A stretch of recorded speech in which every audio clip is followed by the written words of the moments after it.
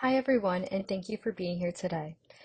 Our presentation is called Tracking Talent, a data-driven look at federal employee movement.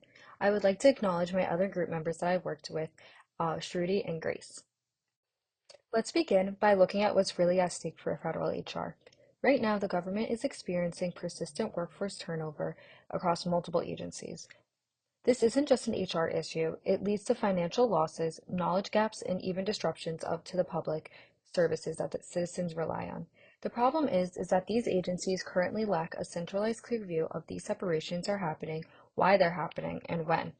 This is why the analysis is so important. As federal leaders shift focus towards strategic workforce planning, and cost control, it is critical that we understand turnover patterns so we can start reduce hiring and onboarding costs, which are steadily increasing. In other words, this isn't just about tracking exits, it's about using data to make smarter workforce decisions. Now, I would like to talk about some of the financial impact and why action is necessary. Turnover is very expensive. Research from Gallup shows that it can cost up to twice an employee's salary to replace them. So even a small improvement, like reducing turnover just by 1%, could save the government up to 75 million a year. That's a major opportunity for savings. But if we ignore the issue, agencies can continue to lose money and face even greater challenges keeping roles filled with skilled workers. This is why action is needed. HR directors can use data like the insights in this dashboard to identify high-risk agencies, understand exit trends, and develop stronger retention strategies. This approach can help cut down on the unnecessary costs and build a more stable federal workforce. First, I would like to walk through the separations trend over time across different federal agencies. This will help us understand where turnover is happening most and how it's changing year to year. Next, I'll look at the impact of education levels in government jobs and how education may relate to the retention or separation patterns. And then finally, I'll identify where retention efforts should be focused using the data to highlight the agencies and workforces segments most in need of support.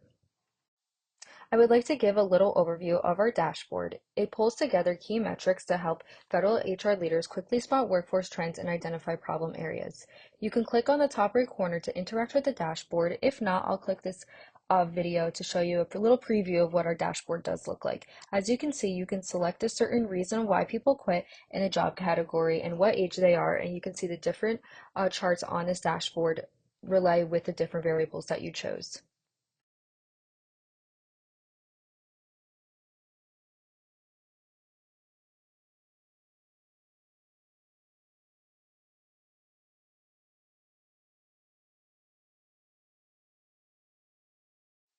This chart shows us how separations have changed over time across different federal agencies. One of the most striking takeaways is the significant spike in the Army separations in 2022, where it surpassed every other agency. This is a kind of a sharp increase that raises questions about what kind of specific events or policies may have triggered such a jump. While the data doesn't exactly tell us why the Army separations spiked in 2022, a potential contributing factors may include delayed retirement post-COVID, vaccine-related discharges, or broader structural changes within the military. This would be a strong candidate for further investigation by agency HR teams. In contrast, most other agencies show more stable or gradually increasing patterns, which could indicate ongoing but less urgent retention issues. We also see consistently low turnover at agencies like Commerce and Education, which may offer best practices that others can learn from. This kind of trend analysis helps us identify where the greatest retention risks are and where to dig deeper for the root causes. So why does this matter? High separations could just be an indication of policy changes, exhaustion, or retention problems. Priority should be given to the agencies like the Army and the Labor for additional examination of the for departures. Agencies with the high turnover rates should create and improve programs that help employees feel more supported, engaged, and motivated to stay. This chart explores how education level relates to salary in government jobs. We can see that a lower education levels, like no high school diploma or just a high school degree, are linked to wider pay ranges. That variability might reflect some more unstable or inconsistent career paths, where pay depends heavily on the role or agency rather than clear advancement. But there's also a lot of overlap in salary bands across all education levels. This suggests that some employees with lower degrees may be earning close to what those with advanced degrees make, raising questions about promotion clarity and fairness.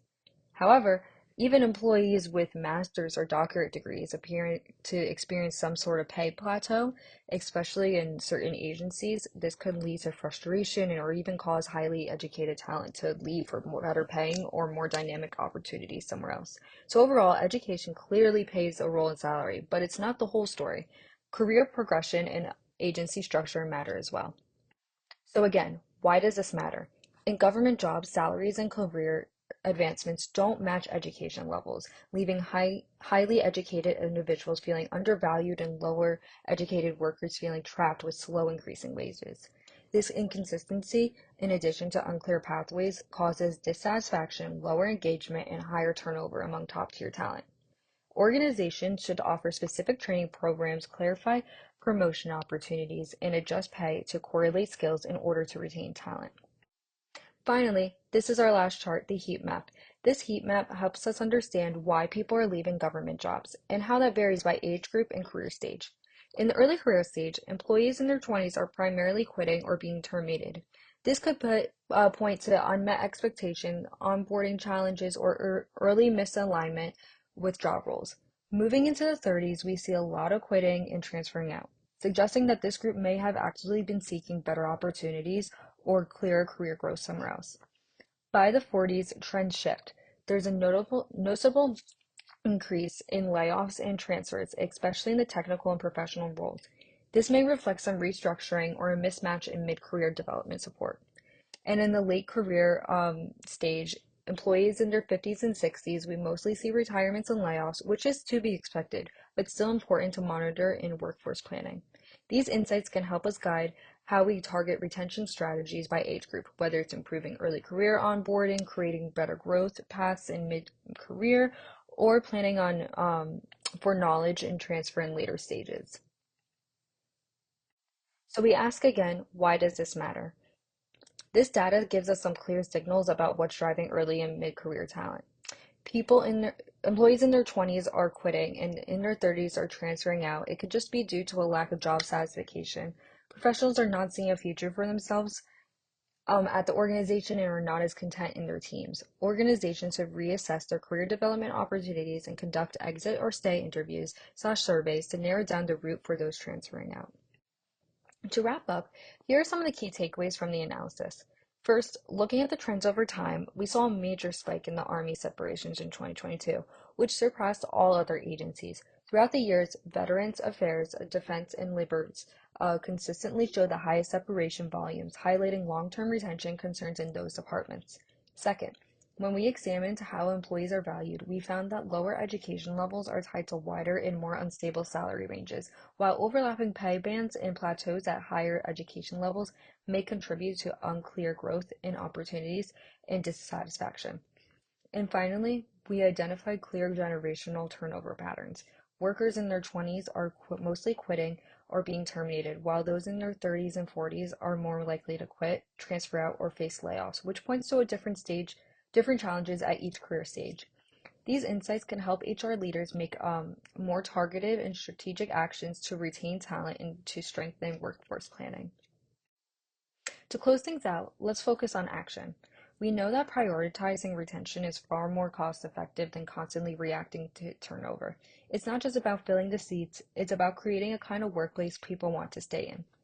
To improve retention, agencies should first create or strengthen programs that are not only meet current needs, but are resilient to outside disruptions such as policy changes or unexpected crises. They should also focus on targeted training, clearer promotion paths, and aligning pay with skills, all of which that would help employees see a future for themselves in the organization. And finally, conducting an exit or stay interviews is a simple but powerful way to see and identify what's working and what's pushing people to leave, especially among those that are transferring out. The goal of this is to move from reactive to proactive, using data and employee feedback to build smarter, stronger retention strategies.